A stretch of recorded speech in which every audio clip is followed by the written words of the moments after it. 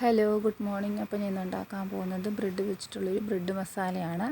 അപ്പോൾ അതിന് വേണ്ടിയിട്ട് സവോള കൊത്തിയരിഞ്ഞതും പച്ചമുളകും പിന്നെ ഉരുളക്കിഴങ്ങും കറിവേപ്പില പിന്നെ ഒരു മുട്ട. അപ്പോൾ ഞാൻ എടുത്തിരിക്കുന്നത് 4 ബ്രെഡാണ്. അതിൻ്റെ സൈഡെല്ലാം കട്ട് ചെയ്തു.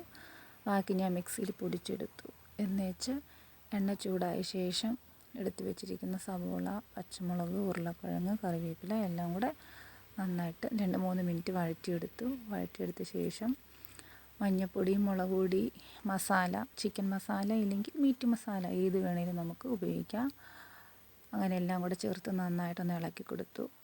ഏകദേശം മൂത്ത ശേഷം നമ്മൾ എടുത്ത് വെച്ചിരിക്കുന്ന മുട്ടയും കൂടെ എടുത്ത് നല്ലപോലെ ഇളക്കി കൊടുക്കുക. എന്നിട്ട് പൊടിച്ച് വെച്ചിരിക്കുന്ന ബ്രെഡും കൂടെ ചേർത്ത് നല്ലപോലെ ഇളക്കുക. ഉപ്പ് ആവശ്യത്തിന് നോക്കിയിടുക. അങ്ങനെ നമ്മുടെ ബ്രെഡ് മസാല റെഡി. ഇഷ്ടപ്പെട്ടെങ്കിൽ ലൈക്ക് ചെയ്യണേ.